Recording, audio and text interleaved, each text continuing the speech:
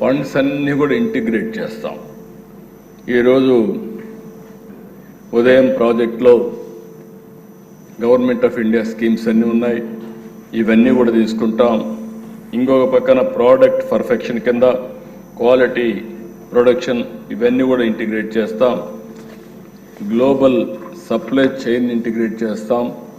Marketing కోసం మీరు చూస్తే ONDC ఇలాంటి ప్లాట్ఫామ్స్ ఉన్నాయి, అవన్నీ కూడా తీసుకొచ్చి AI ఎనేబుల్డ్ M4 ప్లాట్ఫామ్స్ ఉన్నాయి, అవన్నీ కూడా తీసుకొచ్చి ఏమేం చేయాలో ఇవన్నీ వర్కౌట్ చేస్తాం. ఇది కాకుండా మీరు చూస్తే ఈరోజు ప్రియారిటీ ఫస్ట్ జనరేషన్ ఆంటర్ప్రెన్యూర్స్. చాలామంది ఏమనుకుంటారంటే పరిశ్రమలు అంటే ఇది మాకు చేత కాదనుకుంటారు, కానీ ఎక్కడో ఇక్కడ ప్రారంభించాలి. ప్రతి ఒక్కరూ సర్వీస్ సెక్టర్ కావచ్చు, ప్రొడక్షన్ కావచ్చు, మ్యానుఫ్యాక్చరింగ్ కావచ్చు, నాలెడ్జ్ ఎకానమీ కావచ్చు, ఏదైనా సరే ప్రతి ఒక్కరు ఆలోచించుకుంటూ ముందుకు పోవాల్సిన అవసరం ఉంది. ఫస్ట్ జనరేషన్ ఎంటర్‌ప్రెన్యూర్స్ని ప్రమోట్ చేయాలనుకుంటున్నాం. ఇంకొక పక్కన హైయర్ ఇన్సెంటివ్స్ ఇచ్చాం.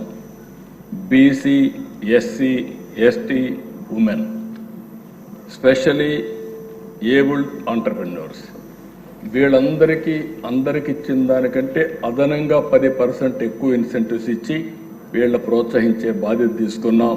నా ఆలోచన ఒకటే, జనాభా దామాషా ప్రకారం అన్ని రంగాల్లో వీళ్ళు రాణించాల్సిన అవసరం ఉంది. ఈరోజు 50% BCలు ఉన్నారు. BCలు ఆ దామాషా ప్రకారం చూస్తే రావడం లేదు.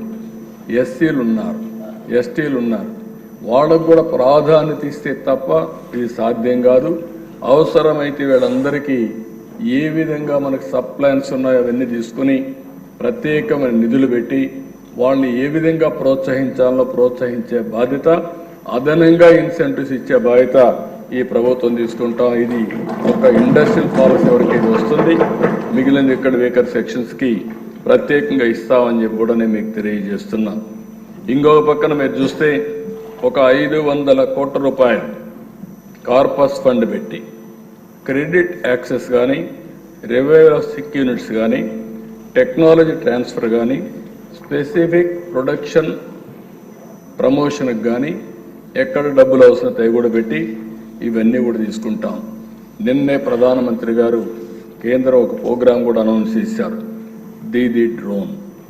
ఇందులో మీరు చూస్తే అగ్రికల్చర్ ఆపరేషన్ల కోసం 8 లక్షల రూపాయలు సబ్సిడీ ఇచ్చి ప్రతి ఒక్క గ్రూపును ప్రోత్సహిస్తున్నారు. వాళ్ళకు అదనంగా ఒక 5 లక్షలు 10 లక్షలు అయితే దానికి కూడా రేట్ ఆఫ్ ఇంట్రెస్ట్ అంతా 3%కి ఇచ్చే పరిస్థితికి వచ్చారు. కాబట్టి దీని మీదనే ఒక దీదీ డ్రోనే మీరు ఒకసారి చూస్తే ఒక 10,000 20,000 మంది MSMEలు పెట్టుకునే పరిస్థితి వస్తూ ఉంది. దీనికి ప్రోత్సహిస్తాం, ట్రైనింగ్ ఇస్తాం.